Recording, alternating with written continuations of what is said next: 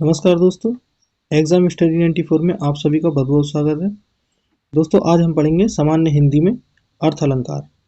तो दोस्तों इससे पहले हमने शब्द अलंकार पढ़ाया था, जिसकी video YouTube channel exam study 94 पर अपलोड कर दी थी और उस वीडियो का लिंक डिस्क्रिप्शन बॉक्स में दिया है, वहाँ से जाकर आप शब्द अलंकार को पढ़ सकते हैं। क्लास में हम पढ़ेंगे अर्थ अलंकार का परिचय और अर्थ अलंकार के जितने प्रमुख भेद हैं उन सभी को परिभाषा और उदाहरण सहित अच्छे से पढ़ेंगे।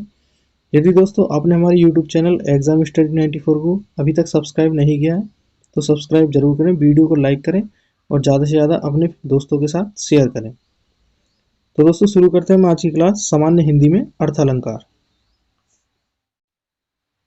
दोस्तों पढ़ेंगे आज की क्लास हिंदी व्याकरण में अलंकार, जिसके अंतर्गत हम पढ़ेंगे अर्थ अलंकार। तो देखते हैं अर्थ अलंकार का परिचय। जहां अर्थ के आधार पर काव्य में चमत्कार उत्पन्न होता है वहां अर्थ अलंकार होता है।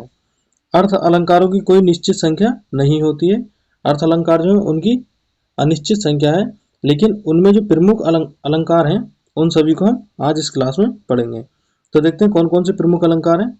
इसमें पहला है उपमा अलंकार, रूपक अलंकार, उत्प्रेक्षा अलंकार, संदेह अलंकार, अतिशयोक्ति अलंकार, भ्रांतिमान अलंकार, मानवीकरण अलंकार, विरोधाभास अलंकार, विभावना अलंकार और अन्योक्ति अलंकार। ये सभी महत्वपूर्ण अलंकार हैं। इन सभी को हम परिभाषा और उदाहरण सहित अच्छे से पढ़ेंगे। तो दोस्तों बहुत अच्छे से वीडियो को समझने के लिए, यानी कि अलंकार को समझने के लिए वीडियो को लास्ट तक जरूर देखें। तो इसमें है पहला उपमा अलंकार।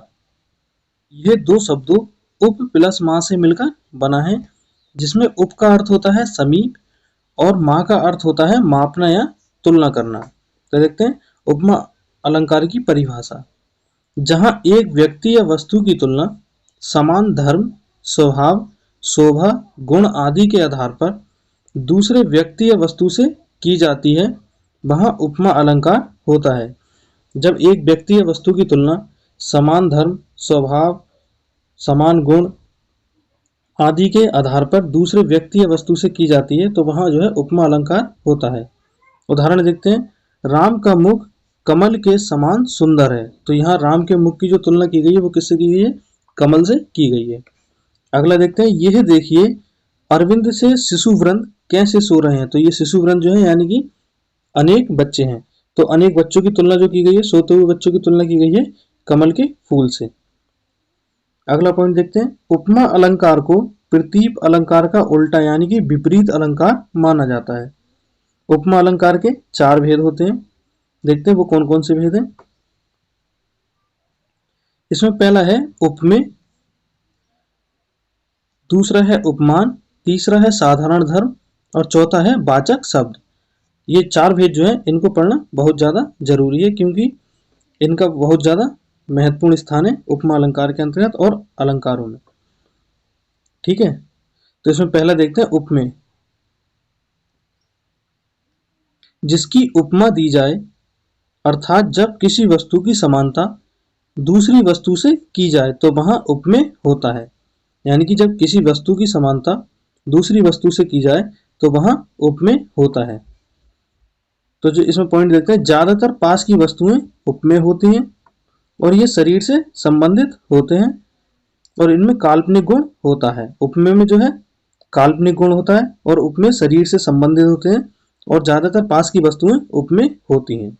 दूसरा देखते हैं उपमान। उपमान क्या होते हैं?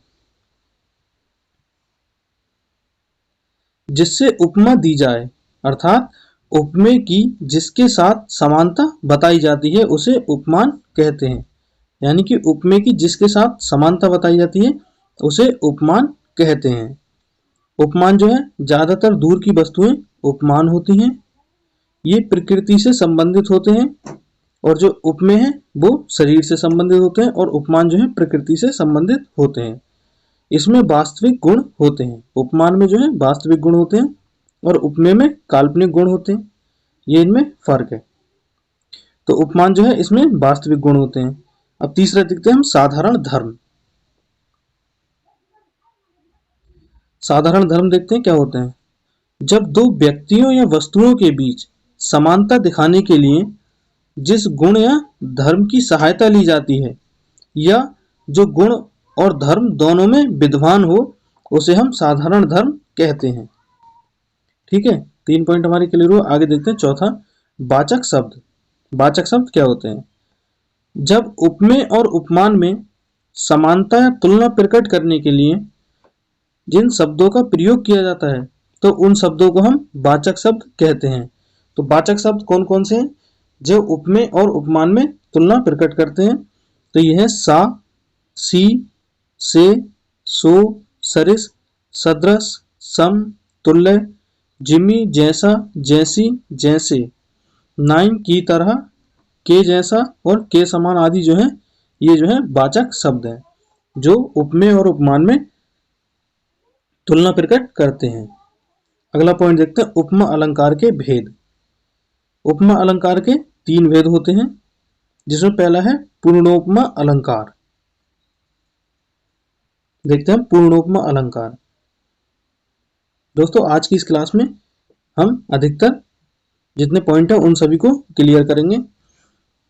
ठीक है, तो दोस्तों देखते हैं हम पहला पूर्णोपमा अलंकार। जब वाक्य में उपमा अलंकार के चारों अंग यानी कि उपमेय, उपमान, साधारण धर्म और वाचक शब्द उपस्थित रहते हैं तो वह पूर्णोपमा अलंकार होता है।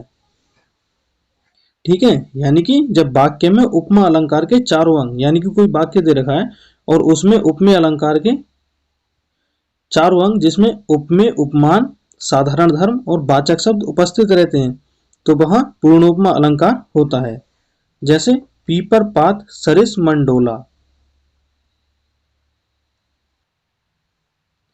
तो इसमें जो मन शब्द है, मन जो है वह है उपमेय और पीपर पात जो है, जो पीपर पात शब्द है वो है उपमान और डोला शब्द जो है वह है साधारण धर्म और सरिस जो है वह है वाचक शब्द। यानी कि एक वाक्य में उपमेय, उपमान, साधारण धर्म और वाचक शब्द चारों उपस्थित हैं। तो यहाँ जो है कौन सा अलंकार है? पूर्णोपमा अलंकार। दूसरा देखते हैं लुप्तोपमा अलंकार।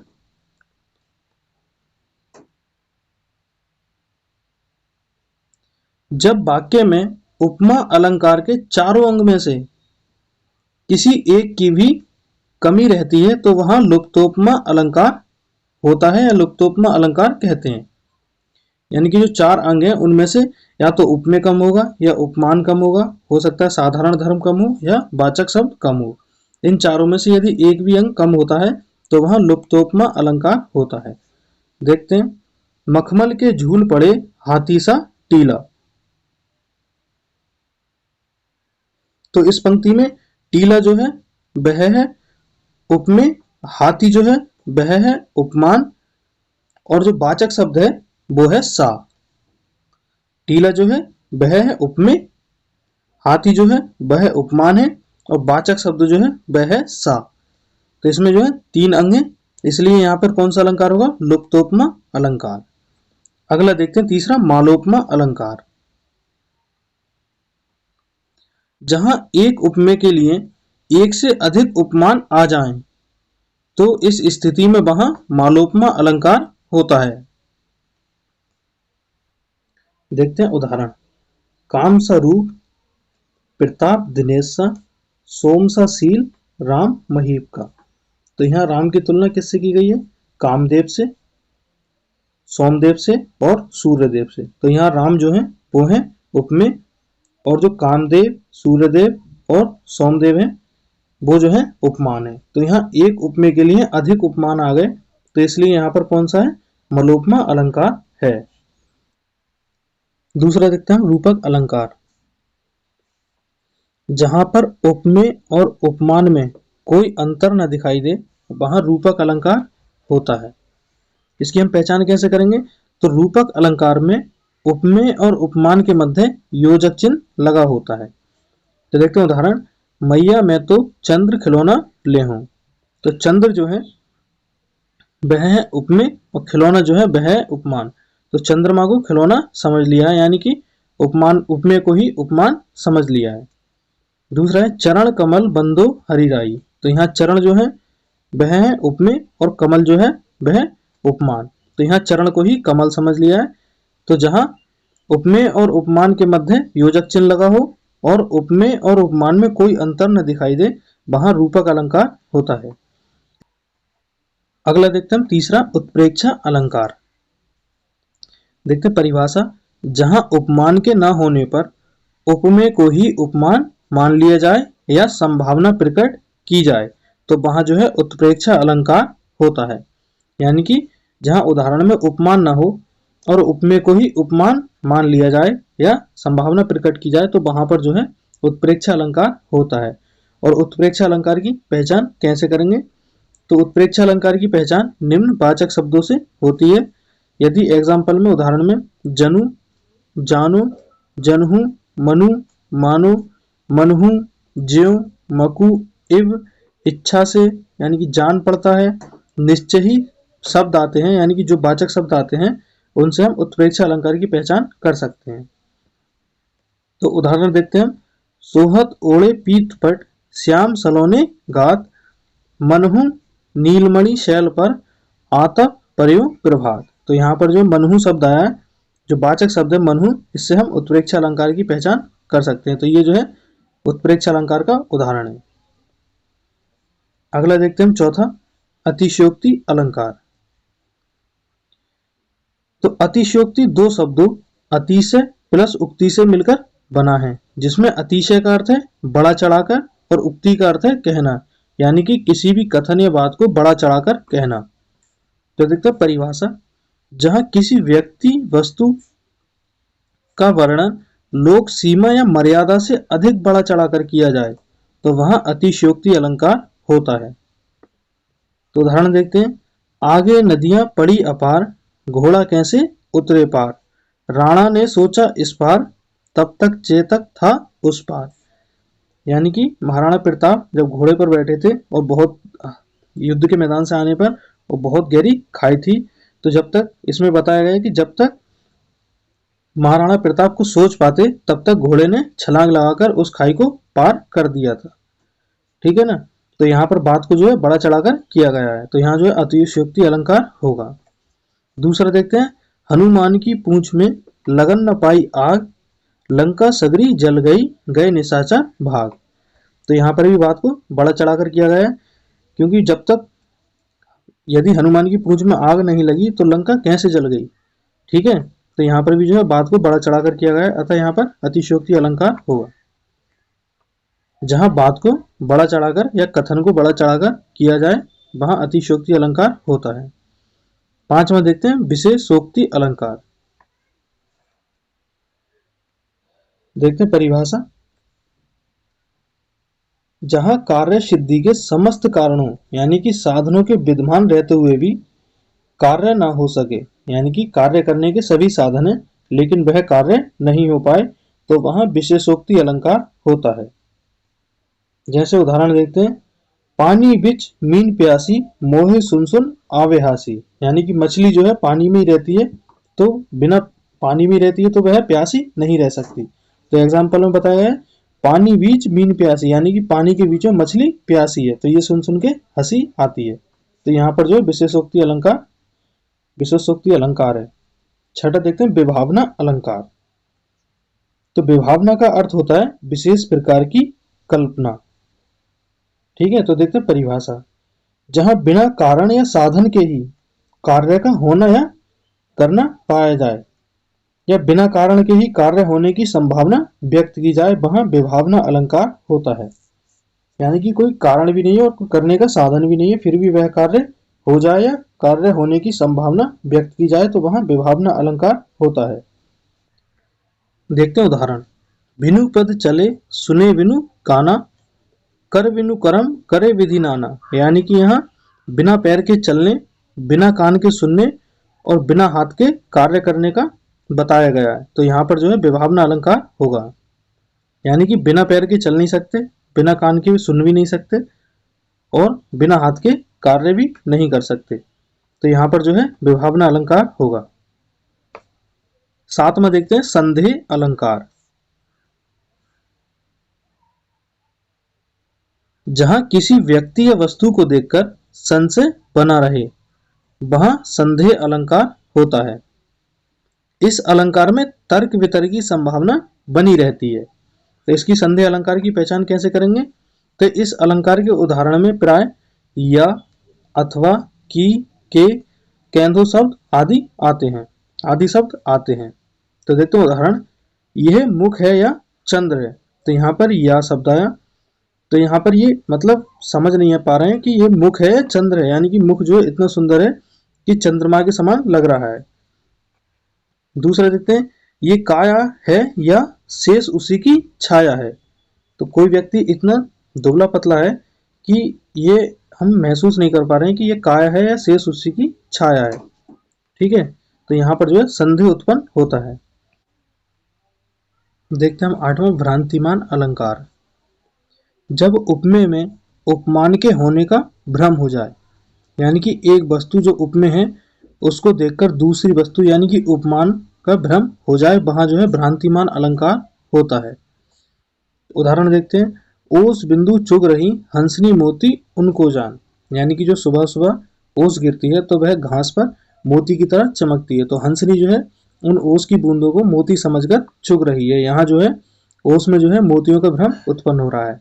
दूसरा देखते हैं, वृंदावन बिहारत फिरे राधानंद किशोर, नीरद यामिनी जान संग डोले बोले मोर। यानी कि रात में एक बार श्री कृष्ण वृंदावन में विहार कर रहे थे, यानी कि घूम रहे थे। तो मोर उनको यानी कि श्याम वर्ण होने के कारण, यानी कि काला श्याम यानी कि काला रंग होने के कारण, यानी कि काला मेघ समझ रहे हैं और उनके साथ घूम रहे हैं और बोल रहे हैं। तो यहाँ पर जो है श्री कृष्ण का संदेह हो रहा है श्याम वर्ण यानी कि काले मेघ में। ठीक है, अगले देखते हैं अन्योक्ति अलंकार। नमा है अन्योक्ति अलंकार। तो अन्योक्ति दो शब्दों अन्य प्लस उक्ति से मिलकर बना है, जिसमें अन्य का अर्थ होता है दूसरा और उक्ति का अर्थ होता है कथन। यानी कि जहां किसी कथन के माध्यम से किसी अन्य को कोई बात कही जाए वहां अन्योक्ति अलंकार होता है। इसकी पहचान कैसे करते हैं अन्योक्ति अलंकार की? तो अन्योक्ति अलंकार के उदाहरण में फूल, कली, माली, गुलाब, कांटा, डाली, अली, भौरा, पक्षी आदि शब्दों के बिना अन्योक्ति अलंकार का निर्माण नहीं किया जा सकता। तो उदाहरण में ये शब्द जरूर होंगे। तो उदाहरण देखते हैं, केरा तभी न चेतिया जब डिंग लागी बेर, अब के चेते का भयो जब काटनी लीनी घेर। तो कवि जो है केले के पेड़ और बेरिया के जो बेरी का पेड़ होता है उसके माध्यम से अहंकारी व्यक्ति के बारे में बता रहा है। तो कवि कहता है कि जब केले के पेड़ के पास बेरी का पेड़ था, वह छोटा था, तब केले को इसका एहसास नहीं हुआ कि बड़ा होने पर यह कितना नुकसानदायक हो सकता है। इसी प्रकार जब अहंकारी व्यक्ति जब छोटे अवगुण करता है तब उसे एहसास नहीं होता, और जब बड़े अवगुण हो जाते हैं तब बाद में वह पछताता है। ठीक है, अगला देखते हैं दसवां, मानवीकरण अलंकार। जिस काव्य में निर्जीव वस्तु का वर्णन सजीव वस्तु की तरह किया गया हो वहां मानवीकरण अलंकार होता है। तो उदाहरण देखते हैं, फूल हंसे कलियां मुस्काई। यानी कि निर्जीव वस्तु का वर्णन सजीव वस्तु की तरह किया गया हो तो वहां मानवीकरण अलंकार होता है। इसमें दे रखा है फूल हंसे कलियां मुस्काई। तो हंसने का और मुस्कुराने का काम कौन कर सकता है? केवल मनुष्य कर सकता है। फूल और कलियां हंसे और मुस्कुरा नहीं सकती। तो यहाँ निर्जीव में जो है सजीव वस्तु की तरह वर्णन किया गया है। दूसरा देखते हैं, मेघ आए बड़े वनठन के संवर के। तो यहाँ पर भी जो है बनने का वनठनने का यानी कि सजने संवरने का काम जो है वह व्यक्ति कर सकता है। मेघ कभी वनठन के संवर के नहीं आते हैं। ठीक है, तो समझ गए होंगे आप मानवीकरण अलंकार क्या होता है? जहां निर्जीव वस्तु का वर्णन सजीव वस्तु की तरह किया गया हो वहां मानवीकरण अलंकार होता है। अगला देखते हैं 11वां, विरोधाभास अलंकार। देखते हैं विरोधाभास अलंकार की परिभाषा। जहां काव्य में विरोध ना होते हुए भी विरोध का आभास होता हो वहां विरोधाभास अलंकार होता है। देखते हैं उदाहरण, जब से है आंख लगी तब से ना आंख लगी। यानी कि नायिका जो है किसी से प्रेम प्रसन्न होने के कारण जब से आंख लग गई है तब से यानी कि नींद नहीं आई है, आंख नहीं लगी है। दूसरा देखते हैं, भर लाऊं सीपी में सागर प्रिय मेरी अब हार विजय क्या। तो यहाँ पर जो है विरोध ना होते हुए भी विरोध का आभास हो रहा है, यानी कि सीपी में सागर नहीं भरा जा सकता। तो यहाँ पर जो है विरोधाभास अलंकार है। 12वां देखते हैं प्रतीप अलंकार।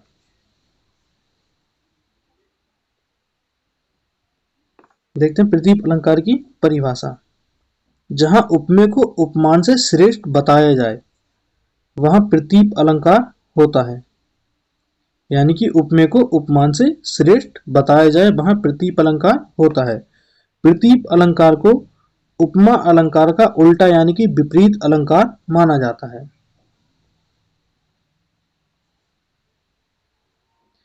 देखते हैं उदाहरण। विदा किए बहु विनयकारी, फिरे पाई मन काम, उतरे नहाए यमुना जल, जो शरीर सम श्याम।